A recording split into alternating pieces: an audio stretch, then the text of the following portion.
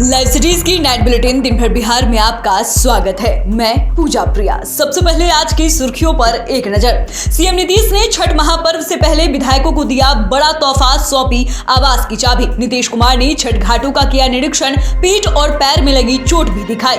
बाहुबली अनंत सिंह के गढ़ में ललन सिंह ने बीजेपी को ललकारा, कहा मोकामा में नहीं है कोई टक्कर। ललन सिंह पर संजय जायसवाल का बड़ा हमला, कहा लालू तेजस्वी के खिलाफ जहर उगलने वाले आज कर रहे गुलामी। बिहार के शिक्षा मंत्री का बड़ा दावा, अगले 6 महीने में 2 लाख लोगों को मिलेगी नौकरी। प्रशांत किशोर बोले आने वाले समय में बिहार में तख्ता पलट करेंगे। बिहार उपचुनाव में आरजेडी को जिताने की अपील करेंगे मुकेश सहनी, बोले हम भाजपा को हराएंगे। बिहार में बड़ा रेल हादसा, मालगाड़ी के 53 डिब्बे पटरी से उतरे। गोपालगंज में पुलिसकर्मियों से भरी नाव नदी में पलटी, एक पुलिसकर्मी की मौत, सीएम ने जताया शोक। पटना के दानापुर में पटाखा छोड़ने पर हुए विवाद में रिटायर आर्मी जवान ने की गोलीबारी, 4 अस्पताल में भर्ती। अब खबरें विस्तार से। बिहार के मुख्यमंत्री नीतीश कुमार ने बुधवार को विधायकों के लिए बने आवास का उद्घाटन किया। वही उद्घाटन के बाद सीएम नीतीश ने 11 विधायकों को आवास की चाबी सौंपी। बता दें कि राजधानी पटना के वीरचंद पटेल पथ स्थित क्षेत्र में 243 विधायकों के लिए नया आवास बनाया जा रहा है, जिसमें से 65 विधायकों का आवास बनकर तैयार हो गया है। विधायकों को आवास की चाबी सौंपने के पहले मुख्यमंत्री नीतीश कुमार ने आवासों का जायजा लिया। इसके बाद उन्होंने भवन निर्माण विभाग के सचिव को जल्द से बाकी आवासों को तैयार करने का निर्देश दिए। सीएम नीतीश कुमार ने बुधवार को एक बार फिर आज पटना में छठ घाटों का निरीक्षण किया। उन्होंने घाटों पर प्रशासनिक स्तर पर किए गए इंतजामों का जायजा लिया। इस दौरान मंत्री विजय चौधरी और अन्य आला अधिकारी भी मौजूद रहे। इस दौरान सीएम नीतीश कुमार ने पिछली बार निरीक्षण के दौरान लगी चोट को भी दिखाया। सीएम नीतीश ने कहा कि काम तो करते ही रहते हैं, उस दिन निरीक्षण के दौरान चोट लग गई थी, अब धीरे धीरे ठीक हो रहा है, लेकिन जनता के लिए लगे हुए हैं। आज भी छठ घाट का निरीक्षण कर रहे हैं। बिहार में मोकामा और गोपालगंज विधानसभा सीट पर उपचुनाव के लिए 3 नवंबर को वोटिंग होनी है, जिसको लेकर सभी पार्टियां अपने प्रत्याशी के प्रचार प्रसार में जुटी हुई है। वहीं बाहुबली अनंत सिंह की पत्नी नीलम देवी का प्रचार प्रसार करने बुधवार को मोकामा पहुंचे ललन सिंह ने बीजेपी पर जमकर हमला बोला। उन्होंने कहा कि नीलम देवी की जीत पक्की है, यहाँ बीजेपी 40 नहीं 80 स्टार प्रचारक उतार दे, इससे कोई फर्क नहीं पड़ता। मोकामा की जनता महागठबंधन के पक्ष में है। उन्होंने कहा कि 6 नवंबर को परिणाम आएगा, लेकिन मैं आपको आज ही बता देता हूं कि रिजल्ट के दिन पिछला सारा रिकॉर्ड टूटेगा और नीलम देवी की जीत होगी।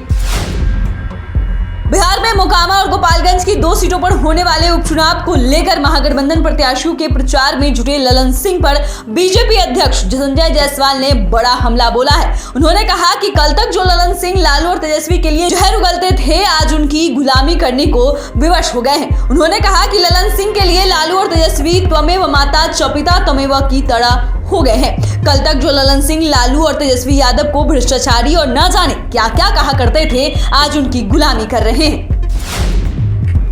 बिहार के शिक्षा मंत्री प्रोफेसर चंद्रशेखर ने प्रेस वार्ता के दौरान बिहार की जनता से बड़ा दावा करते हुए कहा कि महागठबंधन सरकार बिहार में जितने भी रोजगार देगी उसमें 25% नौकरियां अकेले शिक्षा विभाग देगा। शिक्षकों के करीब 2 लाख से अधिक पदों पर बहाली होगी। उन्होंने दावा किया कि विभाग में कुछ कमियां हैं जिन्हें सुधारा जा रहा है। अगले 5 से 6 माह में प्रदेश में एक नई शिक्षा व्यवस्था प्रभावी की जाएगी। महागठबंधन सरकार इस दिशा में कुछ बड़े कदम उठाने जा रही है। चुनावी रणनीतिकार प्रशांत किशोर जन सुराज पदयात्रा के दौरान लगातार राजनीतिक पार्टियों पर हमला बोल रहे हैं। कभी उनके निशाने पर नीतीश कुमार रहते हैं, तो कभी तेजस्वी यादव, तो कभी पीएम मोदी।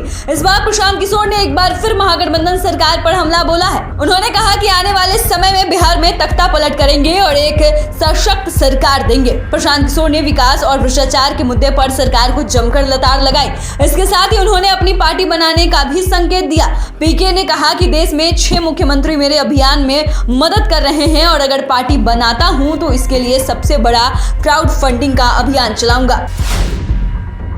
बिहार के गोपालगंज और मोकामा में होने वाले विधानसभा उपचुनाव में विकासशील इंसान पार्टी ने अपना समर्थन पहले ही महागठबंधन को देने का ऐलान कर दिया है। इसी के बाद अब वीआईपी प्रमुख मुकेश सहनी ने बुधवार को कहा कि हमारी पार्टी वीआईपी घर घर तक भाजपा को हराने का संदेश पहुंचाएगी और लोगों को राजद के पक्ष में वोट देने की अपील करेगी।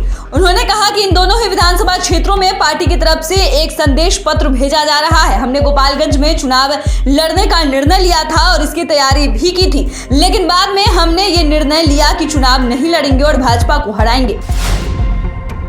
बिहार में एक बार फिर बड़ा रेल हादसा हो गया। गया कोडरमा रेलखंड पर स्थित गुड़पा स्टेशन के पास बुधवार सुबह कोयले से लदी मालगाड़ी ब्रेक फेल होने के बाद दुर्घटनाग्रस्त हो गई। इस दुर्घटना में मालगाड़ी के 58 में से 53 डिब्बे एक दूसरे के ऊपर चढ़ गए। घटना होते ही आसपास के इलाकों में जोरदार आवाज सुनाई दिया, जिससे अफरा तफरी मच गई। बता दें कि यह हादसा आज सुबह 6:24 पर हुआ, जिसके बाद इस रूट पर ट्रेनों का परिचालन पूरी तरीके से ठप हो गया है। पैसेंजर ट्रेनें पास के स्टेशन पर ही रोक दी गई है। हालांकि इस हादसे में ड्राइवर व गार्ड सुरक्षित हैं। बिहार के गोपालगंज में आज पुलिस टीम की नाव हादसे का शिकार हो गई। बताया जाता है कि गोपालगंज के जादूपुर के राजवा गांव में पुलिस नाव से शराब तस्करों को पकड़ने के लिए गंडक नदी पार कर रही थी। तभी राजवाही गांव के पास गंडक नदी में नाव पलट गई। नाव पर 7 पुलिसकर्मी सवार थे, जिसमें जादूपुर थाने के एक जवान की डूबने से मौत हो गई है। वहीं 4 पुलिसकर्मियों ने तैरकर अपनी जान बचाई, जबकि 2 जवान को गोताखोरों की मदद से बाहर निकाला गया। नदी से जवानों का हथियार भी बरामद हुआ है। वहीं सीएम नीतीश कुमार ने हादसे को लेकर शोक जताया है। बिहार की राजधानी पटना के दानापुर में दिवाली पर पटाखे छोड़ने नाली और पानी के विवाद में बुधवार को जमकर गोलीबारी हुई। हमले में एक महिला समेत 4 लोग घायल हो गए। सभी को इलाज के लिए पटना के पीएमसीएच में भर्ती कराया गया है। घटना की सूचना मिलने पर मौके पर पहुंची पुलिस ने गोलीबारी करने वाले आरोपी रिटायर्ड आर्मी जवान समेत 4 आरोपियों को हिरासत में ले लिया है। बता दें कि पुलिस ने उस बंदूक को भी जब्त कर लिया जिससे आर्मी ने गोली चलाई थी। तो फिलहाल के लिए नाइट बुलेटिन में बस इतना ही। अगर आपने अभी तक चैनल को सब्सक्राइब नहीं किया है तो सब्सक्राइब कर ले। फेसबुक पेज को लाइक करना बिल्कुल भी ना भूले। वीडियो देखने के लिए आपका धन्यवाद।